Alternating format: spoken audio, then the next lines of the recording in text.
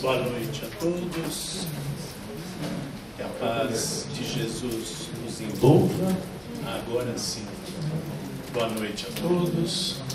Agradeço por mais esta oportunidade de estarmos aqui juntos para falar a continuidade deste livro, o estudo do Sexo e Destino, de André Luiz. Neste livro, a gente vê que duas famílias reencarnaram em conjunto no Rio de Janeiro para resgatar desfeitas de vidas passadas. E relata também nesse livro o esforço do irmão Félix, que é um espírito de luz, para reharmonizar essas duas famílias em novos níveis de entendimento. Já vimos várias passagens e hoje vamos ao capítulo 13.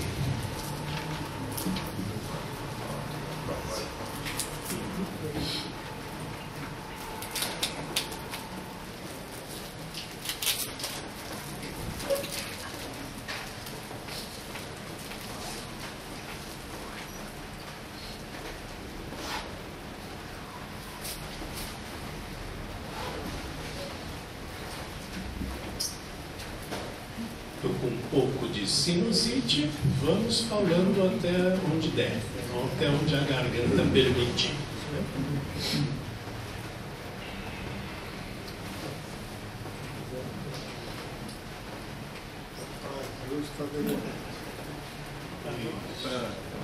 Com a chuva, ele é que nem os semáforos, como a chuva.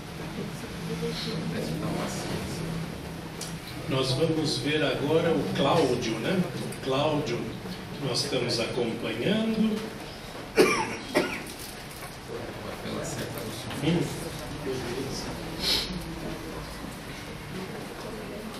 Então, isso já falamos, o escopo do livro, né? Vamos passando aqui, começando então com o texto desse capítulo. André Luiz fala assim: os pensamentos de Cláudio e do vampirizador entrelaçavam-se em estranhos propósitos. Mandei, né, André Luiz falando, mandei comunicação para o irmão Félix, enfatizando a necessidade do nosso encontro. André Luiz já estava prevendo que coisas negativas iam acontecer e queria a assistência e o conhecimento do irmão Félix. Neves, né, outro companheiro, estava ocupado.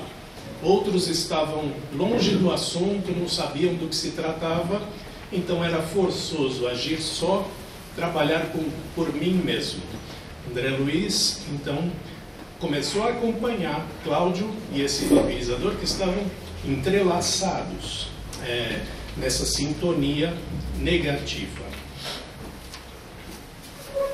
André Luiz falando: julguei prudente ouvir o acompanhante desencarnado de Cláudio. Era aquele espírito que estava sempre com Cláudio, incitando ele a pensamentos de malfazer. Para investigá-lo, poderia transfigurar-me, adensando a forma, fazendo-me visível. Veja que André Luiz era invisível para este espírito obsessor, para este espírito que estava ali atazanando o encarnado, porque sintonias diferentes, ressonâncias diferentes levam à pureza dos sentidos para ver coisas ou não. Então, André Luiz era, como espírito, era invisível para este espírito que estava muito denso, materializado, rude, né? Então, o André Luiz ia transfigurar-se, ia adensar a sua forma para se tornar visível para esse espírito. Meditei profundamente, compondo minha configuração exterior, espessando traços e mudando meu tom habitual. Após quase uma hora de elaboração difícil, Veja que esse é um trabalho que um espírito precisa fazer para se manifestar para um outro espírito. Imagina o trabalho que um espírito tem que fazer para se manifestar para um médium, para um encarnado, né? Estava em condições de empreender a conversa. A gente acha que este trânsito, né, do mundo espiritual para o mundo físico é uma coisa fácil, mas não é, né? Para o espírito se tornar comunicável com um encarnado, ou mesmo com um espírito muito denso, é um trabalho bastante difícil. Essa passagem nos lembra de falar como é que é a forma do perispírito. O espírito pode mudar a apresentação do seu perispírito, do seu corpo espiritual. A aparência pode se modificar conforme a faixa vibratória.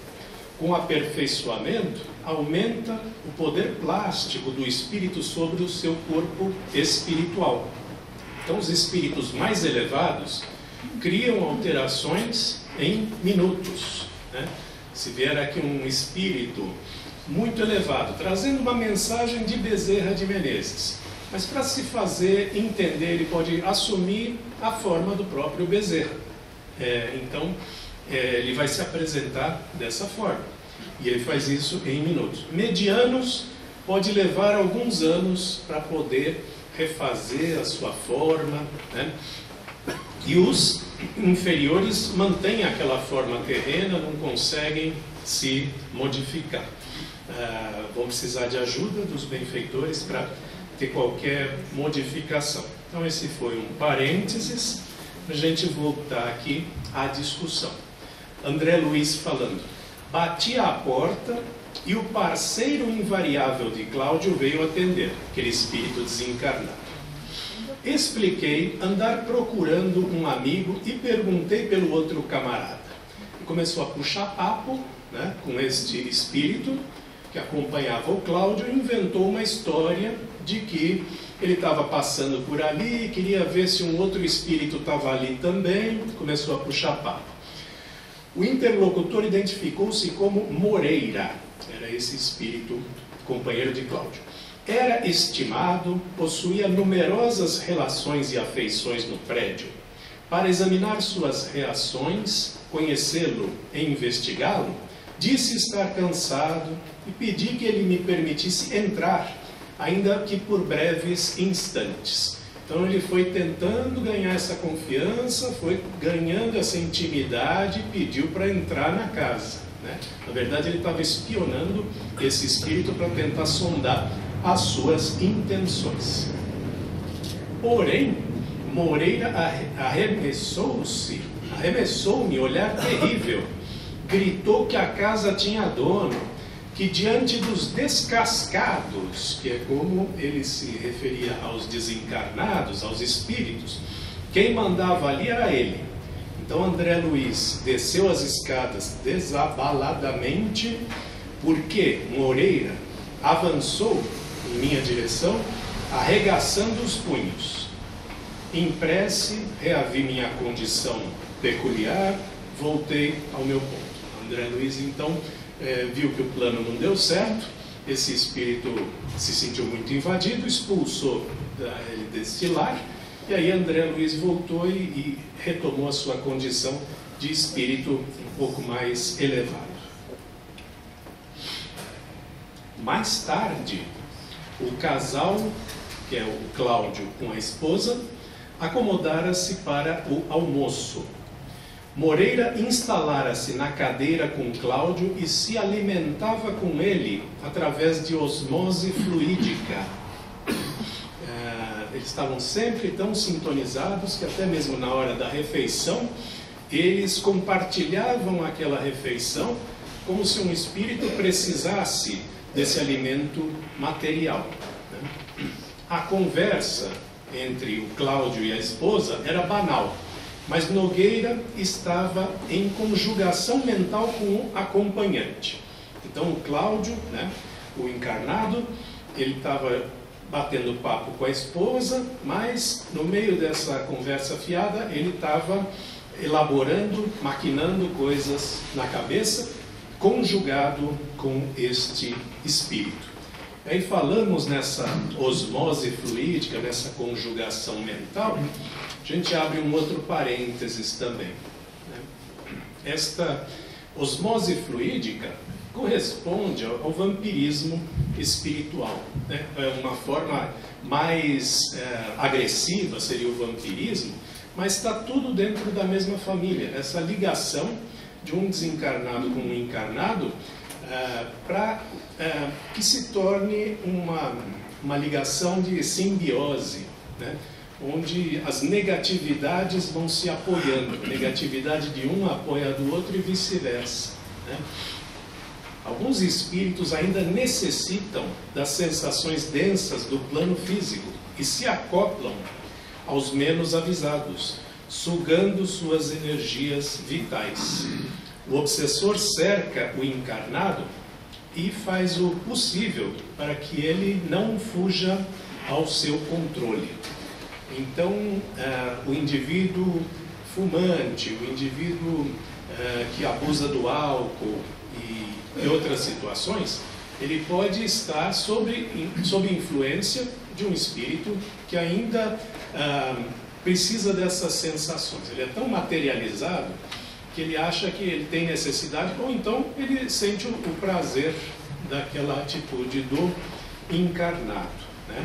Não é que todo indivíduo com um transtorno de alcoolismo ou de drogas, ele necessariamente vai ter espíritos obsessores acompanhando ele, vampirizando essas energias, né? Mas ele está com as portas abertas para isso. Então André Luiz viu que eles tinham anseio por avançar no objetivo escuso e começavam a exteriorizar nas formas pensamento. Vamos depois ver essas formas pensamento. O André Luiz estava percebendo que eles estavam em conjunto maquinando alguma coisa, que as duas mentes enfermiças revelavam.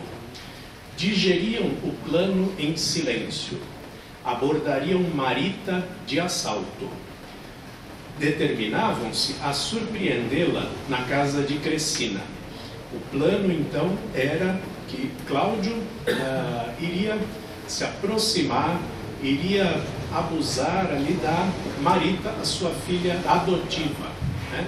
Ele sentia essa atração e molou um plano para pegá-la no momento que ela estivesse desprevenida, nessa casa de Crescina. Falamos aqui das formas pensamento que o André Luiz estava até enxergando ali nessa conjugação dos dois. As formas pensamento são criações mentais que usam matéria fluídica. É como se nós estivéssemos moldando um bonequinho de barro, né? A nossa vontade pode fazer com que as nossas mãos moldem um bonequinho de barro. Então, a nossa vontade espiritual também pode moldar, causar uma força que vai moldar a matéria fluídica. E isso é uma forma pensamento, né? E são desenhadas pela natureza do pensamento, de modo voluntário ou não. Eu posso elaborar umas formas pensamento, ou o indivíduo sem querer está fazendo isso, porque a sua força mental está impulsionando a matéria fluídica e causando ali uma deformação que reflete qual é o pensamento dessa pessoa. Impressora 3D. 3D. Impressora 3D. Impressora 3D. Encarnados e desencarnados podem criar, e pode ter características positivas ou negativas. Se eu estou com um sentimento feliz, minha vontade está impulsionando a matéria fluídica a criar alguma coisa bela, né? Alguma coisa construtiva. Então esse foi o parênteses das formas pensamento. Voltando à história, Cláudio, fingindo ignorar a viagem da filha, perguntou à mulher por Marina. Então, ele estava sondando, estava jogando verde, né? Como se fala, estava tentando jogar verde para colher maduro. Dona Márcia, a esposa dele, caiu na indução, mordeu a isca. Respondeu que a moça avisara que iria a Teresópolis a trabalho. Voltaria na manhã seguinte. Quanto a Marita, talvez demorasse em serviço extra na contabilidade da loja até mais tarde. E aí, André Luiz, perplexo, decifrou toda a trama. Ele estava então querendo saber onde é que estaria a Marita, o que ela ia fazer, os outros familiares como é que iam estar, tudo isso para cumprir o seu objetivo de chegar e dominar a Marita pelo seu desejo por ela, pela sua filha adotiva. Para colaborar na preservação da harmonia, demandei a casa de Crescina. O André Luiz foi lá para ver o que ia acontecer. A vivenda aparentava profunda calma. Entretanto, pela ruidosa conversação dos desencarnados menos felizes, era possível imaginar as agitações da noite. Então, André Luiz já viu que o clima ali já não era bom.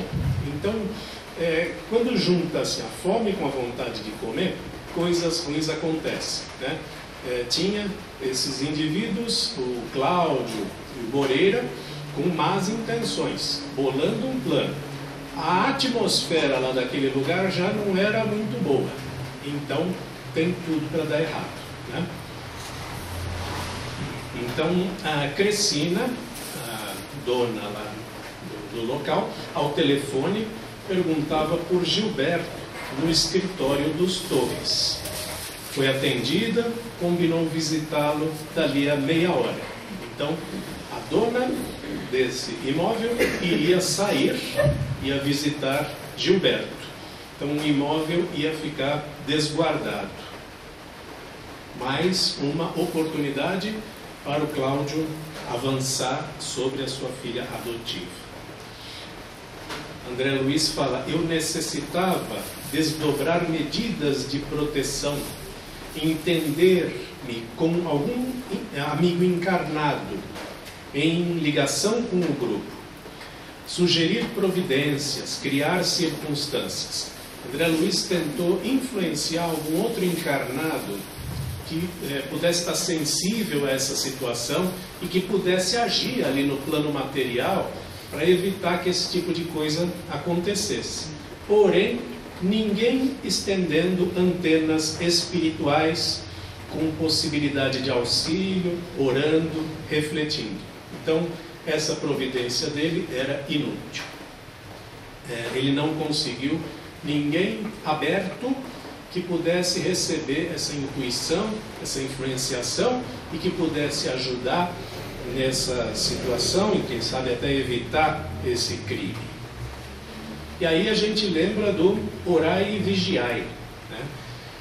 A nossa sintonia com a espiritualidade acontece por ressonância, uma troca de informações, num nível informacional, onde vem essa intuição, às vezes mais ostensiva ou menos, né? A gente não precisa ter a mediunidade ostensiva para ter alguma intuição, alguma ligação com o espírito e até poder colaborar nos trabalhos da espiritualidade. Então, da mesma forma que um desencarnado tem facilidade para se unir a um encarnado para cometer um crime, aqui também um benfeitor pode se unir a alguém que esteja aberto a esse tipo de coisa e esse indivíduo vai colaborar na harmonia das coisas. Essa é a importância do orai e vigiai, né? A gente não vai ficar 24 horas em perfeita paz e harmonia, com a mente aberta, esperando algum chamado, né? Isso seria sempre impossível. Mas quanto mais a gente tiver no agito, mais a gente tiver envolvido com tarefas materiais e prazeres da matéria, menos a gente está sintonizado. Às 7h30 da noite, Cláudio e Moreira, aquele espírito, apresentaram-se à vivenda de Crecina. Companheiros, Fafá disse que a menina esperada estava sozinha, porque a Marita achava que ia se encontrar com Gilberto, né? Ela estava achando que o Gilberto estava chegando ali. Cláudio pediu que o porteiro desajustasse o fusível para ter uns 15 minutos de sombra, né? Aí ele corrompeu ali o porteiro, que acabou virando um cúmplice, né? Felizmente, o irmão Félix chegou, recolheu todo o material informativo e o irmão Félix, junto com o André Luiz, rumaram para a vivenda coletiva para tentar fazer alguma coisa, né? Então, André Luiz e o Félix colocaram halos de energia balsâmica tentando influenciar o Cláudio, o Moreira, né, os participantes dessa iniciativa. Entretanto, o admirável fenômeno para eles era como se não existisse. Essa chuva de energias benéficas, refazedoras, estava totalmente eles estavam impermeáveis a esse tipo de coisa. Os dois, né, o Cláudio e esse espírito Moreira, enrodilhavam-se num charco mental de lascívia e não havia ali a menor fresta pela qual passasse alguma ideia de elevação. Esse fechamento, né, a essa ajuda da espiritualidade, até explica por que alguns espíritos no umbral, né, não conseguem nem receber assistência. Esse fechamento, essa condição, impede até que os benfeitores que vão lá trabalhar nas esferas mais inferiores da espiritualidade consigam fazer alguma coisa. Então eles ficam de mãos amarradas, apesar da boa intenção, até que esse espírito se abra para poder receber a ajuda. Então ajuda-te e o céu te ajudará, que não era o caso aqui. Antes que Félix e eu, André Luiz, pudéssemos estudar medidas de contenção, a dupla, Cláudio e o Moreira, avançou o quarto adentro. A pobre menina, a Marita, achando que era Gilberto, abriu os braços sem vigilância. Acreditava-se diante do amado. Cláudio e o espírito mantinham absoluto silêncio. O Nogueira, né, Cláudio, agindo por si e pelo acompanhante, atraiu-a ao peito e beijou-a.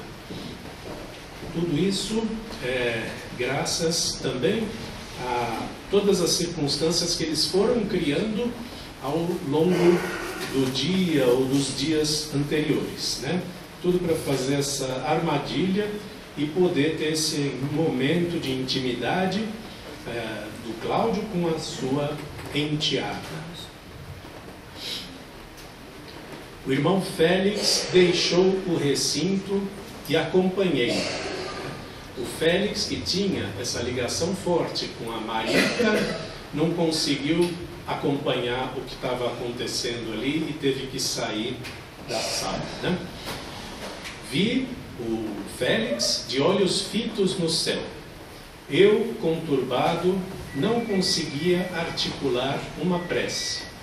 Nada pude fazer senão calar-me reverente perante o agoniado coração paterno, em suplício indizível, velando agora em grossas lágrimas. Então, a situação derrubou o irmão Félix, que era até um espírito mais evoluído, mais avançado, mas que não suportou essa situação de ver a Marita, que era tão cara a ele, né, que tinha uma ligação com ele, passando por esta situação.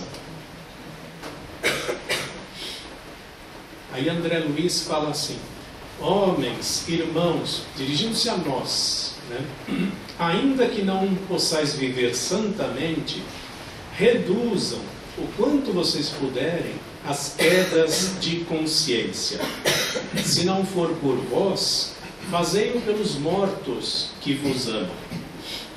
Ele está nos convidando a ver que as consequências das coisas que a gente faz atingem circunstâncias que a gente nem imagina. Pode ter um desencarnado que está nos acompanhando, que tem boa intenção conosco e que vê essa queda muito forte da nossa parte e sofre com isso, né? Então a gente está provocando às vezes o sofrimento de alguém que quer o bem da gente, tá? Diante de Félix, conformei-me ao lembrar que Jesus fora também o amigo sensível e carinhoso ao chorar diante de Lázaro morto. Ele está nos lembrando aqui que às vezes, para consolar, a gente não precisa falar nada, basta estar ao lado, né? Se a gente não souber o que falar, não precisa falar. Você tendo essa presença empática, essa escuta ativa, você está fazendo alguma coisa pela situação, e o André Luiz percebeu isso. Ele ficou um pouco preocupado de não ter o que falar, mas enfim, ele percebeu que tem momentos que não é para falar nada mesmo, né? Em que o silêncio fala mais alto. E isso a gente vê em cuidados paliativos, né? Assistência religiosa a pessoas gravemente doentes. Às vezes nós não vamos ter o que falar mesmo. E tem que ter um preparo para a gente realmente, se for o caso, ficar em silêncio. Tem que ter um preparo para evitar aquelas falas que vão só nos beneficiar, né? Dizer assim, calma, tudo vai ficar certo, olha, não pensa assim. Na verdade, eu estou aliviando a minha carga, estou tentando me tirar da situação, né? Depois de 20 minutos, a luz reapareceu e ouviu-se um grito agoniado de espanto e dor. Marita saltou à janela e disparou em desalinho. Então Marita viu que não era Gilberto ali, que era Cláudio, o seu padrasto, e só conseguiu gritar e fugir dali. Dona Márcia chegou e bateu com fúria na porta do aposento. Já falei aqui uma vez que o óculos bifocal acaba não ajudando muito a gente ler.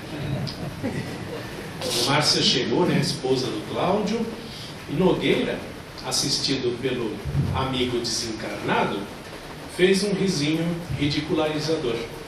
Falou, e daí? Fiz mesmo, né? O que você tem a ver com isso? Você vê que nem para tentar consertar alguma coisa ele se esforçou. Ele só cumpriu ali o seu desejo, o seu objetivo, e os outros não importavam mesmo.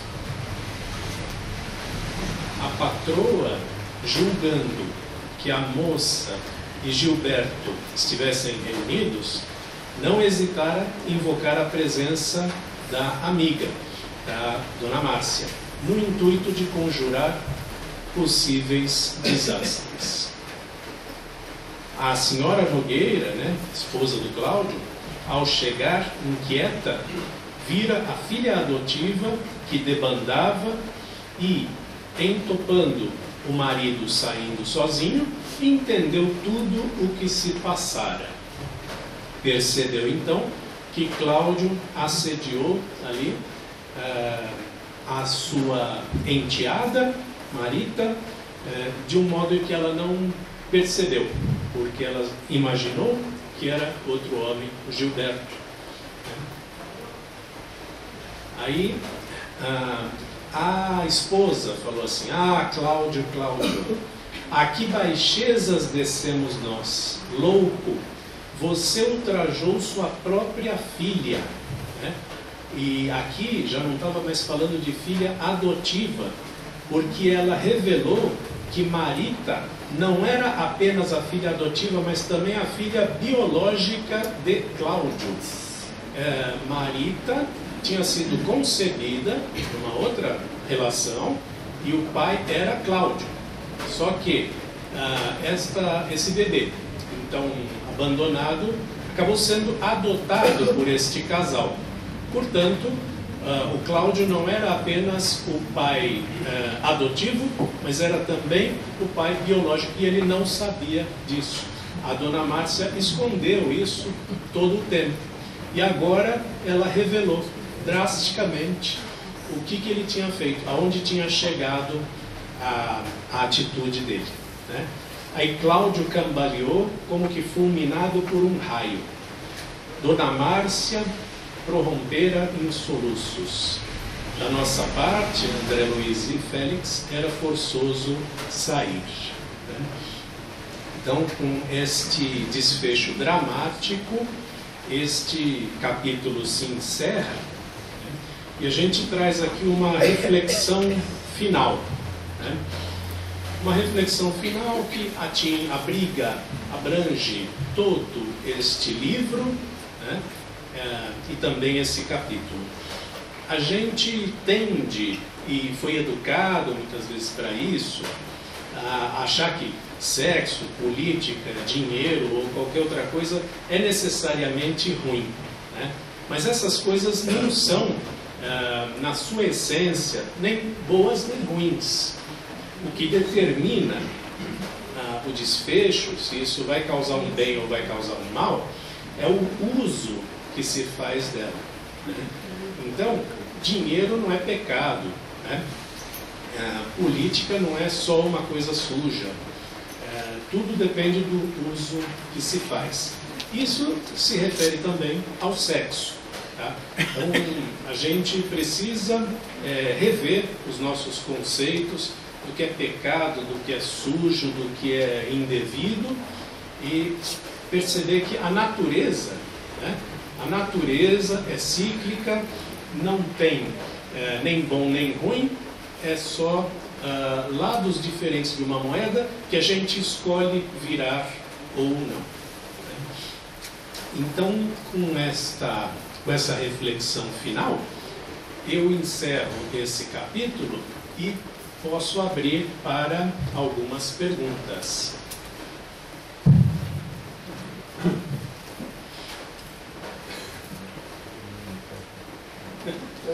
Já que o pessoal está com alô, esse aqui já é. Alô, não. Já. Alô.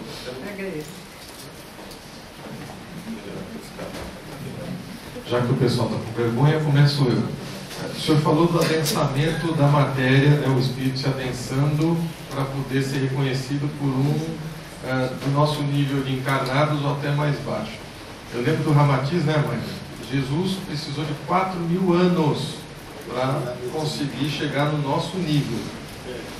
Então, tamanha, né, o André Luiz precisou de alguns minutos ali para descer um nível ou dois. Jesus precisou de 4.000 anos. E ele é um espírito altamente hierarquizado, poderia fazer isso aí em segundos. Então, veja, a questão do preparo não é tão simples, né? Quando eles se adensaram também na libertação, para irem lá nas zonas umbralinas mais baixas. Essa parte do André Luiz, lembrando dos nossos antepassados, aqueles que já nos precederam, é algo que no livro me marcou muito. Que todas as nossas atitudes podem levar os nossos parentes do lado de lá a chorarem, né, se elas não forem de acordo com o que deveria ser. Aí a questão é, doutor, o Cláudio não sabia, a espiritualidade sabia, ele foi movido pela lascívia, porque o normal seria filho adotivo, não importa, né? Ele jamais poderia ter esse pensamento. Então ele foi movido pela lascívia e a gente vê a influência do espírito. Então, gostaria que o senhor falasse mais um pouco sobre isso, sobre essa simbiose que a doutora Marlene sempre nos lembrava, inclusive para comer, absorve a energia da comida. Os espíritos se alimentam. Eu gostaria que o senhor falasse mais sobre essa simbiose, inclusive no momento de se alimentar, principalmente pensamentos e o sexo, eles estão ali também, né? Primeiro, naquela primeira observação que você falou, né, do adensamento, da dificuldade que espíritos mais elevados têm para entrar em contato com espíritos menos elevados, a gente sabe que a hierarquia assim, é infinita, né? Então, tem uma outra passagem, uma outra obra de André Luiz, que menciona uma sessão mediúnica no plano espiritual para eles obterem mensagem de espíritos que normalmente eles não conseguem acessar. Então, eles ali, espíritos desencarnados, fazendo uma sessão mediúnica para receber um espírito muito mais elevado. Então, a coisa não para, é infinita essa hierarquia. E, falando sobre essa simbiose, né, vamos começar a ter aqui na AME o curso Obsessão e Suas Máscaras, né? Talvez todos já estejam sabendo, ali a gente vai descrever bem detalhadamente as formas de obsessão e tudo que a doutora Marlene descreveu sobre esse processo. O que a gente pode adiantar é que não existe nenhuma atração irresistível, tá? Porque isso feriria o nosso livre-arbítrio. E o nosso livre-arbítrio é uma coisa sagrada, né? Deus nos deixa errar o quanto nós pudermos. Nós vamos individualmente, coletivamente, nós vamos errando.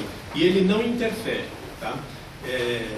Até queria depois perguntar para ele se não era melhor, né, e orientar mais proximamente, mas o livre-arbítrio parece ser uma coisa assim, sagrada, né? E se o indivíduo tivesse influenciado de uma forma irresistível, ele teria perdido o livre-arbítrio. E naquela frase de Deus dá o frio conforme o cobertor, ele está falando disso. A gente não recebe nenhum fardo que a gente não possa carregar. Então, a obsessão, a gente precisa lembrar que fomos nós mesmos que criamos, né? Não é uma coisa de apontar o dedo, você criou e tudo mais, mas de entender o mecanismo. Não estamos falando de culpados, não estamos criticando um indivíduo que esteja obsediado. Tá? Estamos só falando de mecanismos, porque conhecer os mecanismos é importante para o tratamento. Se o indivíduo não entender que ele também precisa se modificar, a obsessão vai continuar e o trabalho de desobsessão não vai surtir efeito. Então, o encarnado, tendo consciência disso, até vibrando pelo obsessor, ele está participando do seu processo. Então, conhecer os mecanismos e conhecer as variações é uma coisa importante nos trabalhos de desobsessão. E uma oportunidade muito interessante que vai começar é o curso pela internet da Obsessão e Suas Máscaras, né? Que está sendo preparado pela Associação Médico Espírita e vai estar aberto para todo mundo, tá? Aproveitando que o livro Obsessão e Suas Máscaras está sendo reeditado.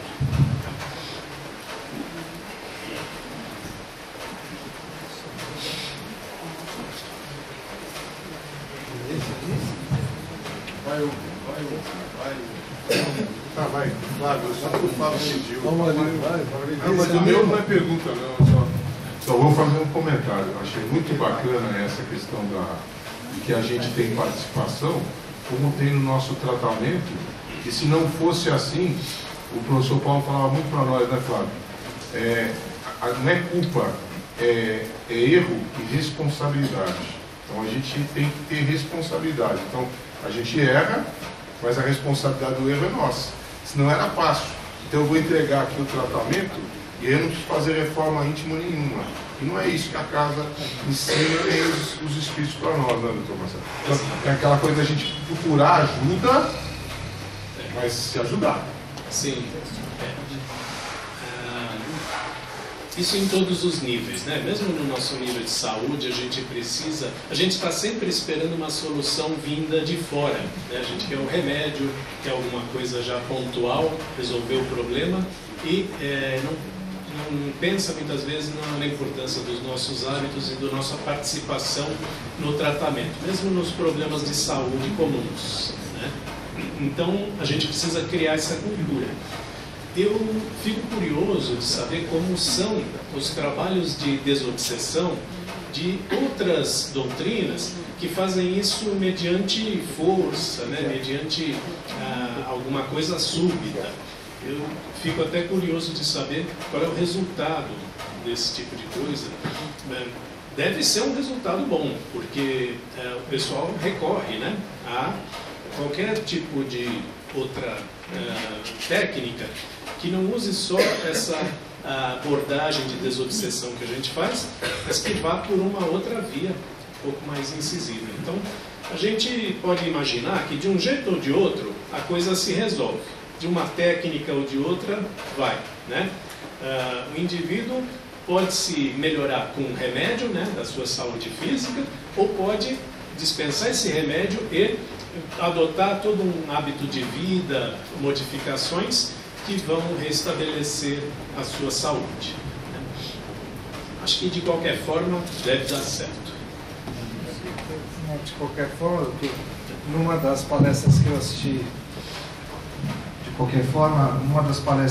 da doutora Marlene, ela dizia assim, para nós, né, da doutrina espírita, como esperar que grilhões formados de milênios entre espíritos possam ser cessados de uma maneira súbita. Não há como, não é?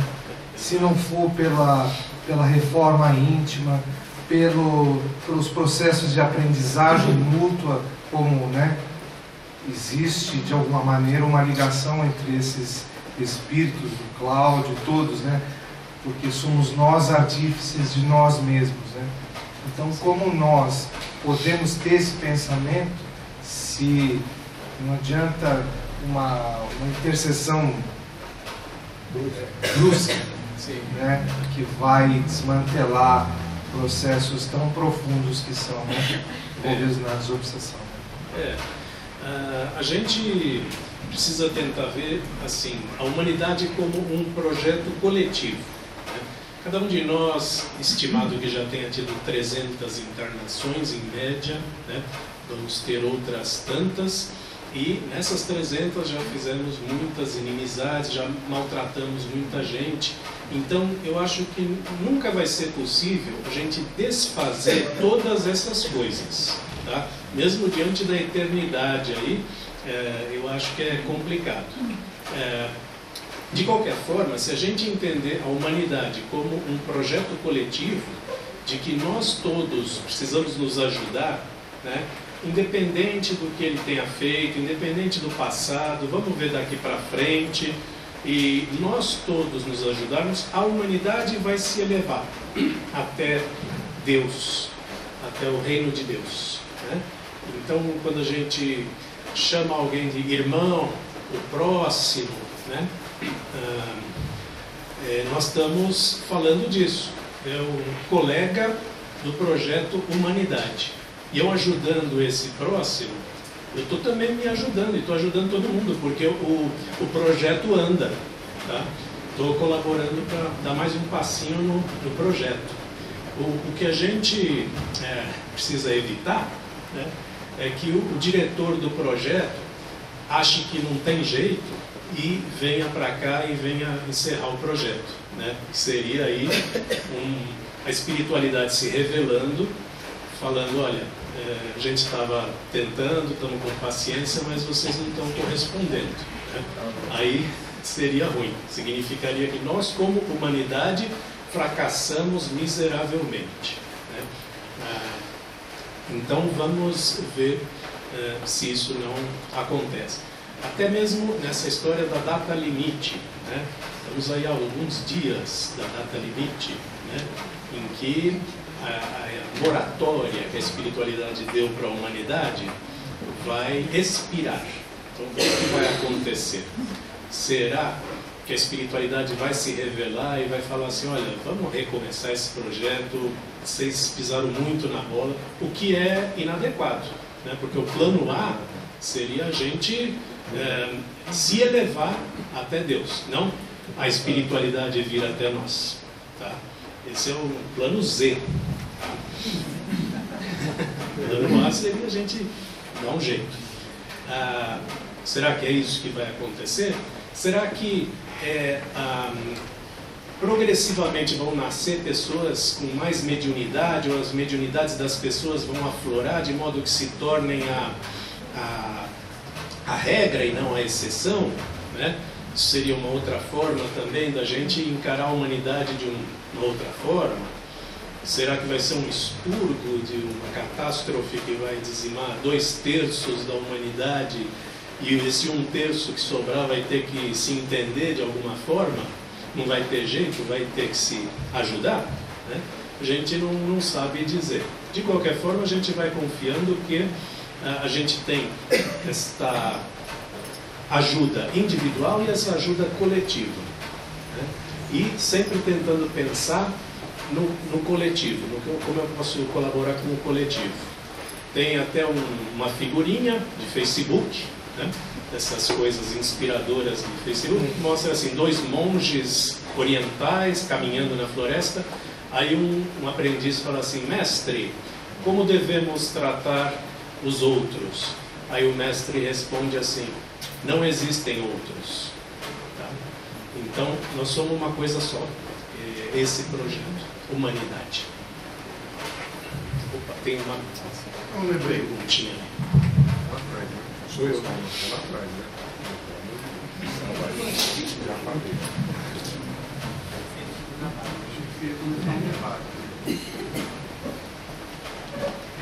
Eu confesso que tem esse capítulo eu não li, então eu peguei, né, só a apresentação e estou aqui refletindo, né, mas eu tenho acompanhado esse estudo desde o início, né, desse livro. E uma coisa que a gente se pergunta pouco é que sofrimento psíquico o Cláudio tenta resolver dentro dele, né? E como que a gente poderia ajudar ele, né? Que impõe tanto sofrimento a outros, né? Assim, porque ajudar ele seria uma maneira de ajudar a dinâmica na qual ele está envolvido, né? E chama a atenção o quanto que ele se sente impotente, e aí essa impotência dele vai despertando um lado que, em vez de despertar a reparação, né, mecanismos reparadores do ego e tal, desperta a voracidade, que é assim, nada dá conta do sentimento de impotência dele. Ele bebe muito, ele se liga a espíritos igualmente vorazes, né, que não se acalentam, não param por nada, né, ou seja, uma sintonia psíquica ligada à voracidade.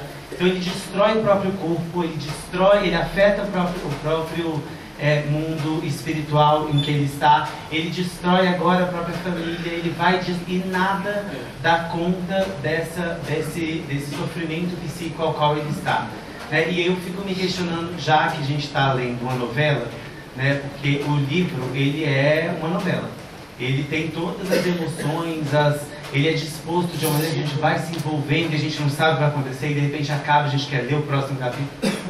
Não sei se essa novela vai conseguir tirar essa minha curiosidade. O que aconteceu com o Cláudio que fez que ele, nessa vida ou em vidas passadas, lidasse assim com o sentimento de impotência, né? Sim. Despertando a voracidade em vez da reparação.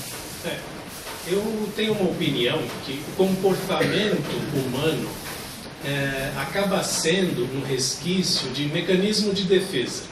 Então, em algum momento, um sujeito percebeu que gritando ele conseguia alguma coisa, então ele adotou esse mecanismo para se proteger. É o mecanismo que deu certo, né? Então, um outro vai tomar uma outra atitude e adota esse mecanismo de defesa. Porque os defeitos nossos de hoje já foram qualidades no passado. você voltando para tempos ancestrais, egoísmo, no reino animal, né? Egoísmo, a raiva e tudo mais são necessários para a sobrevivência e tudo mais. Então, em algum momento isso já foi qualidade, tá? Agora é defeito, e a gente ainda precisa ir se desfazendo desses defeitos. Então a gente nunca vai conseguir chegar na origem, olha, foi aqui que ele se desviou, né? Porque tem uma trajetória que remonta de épocas ancestrais e a gente precisa voltar para reino animal e precisa voltar para outras situações, né? Muito bom. Para cumprir o horário, entregamos aqui a palavra e agradeço a vocês pela atenção.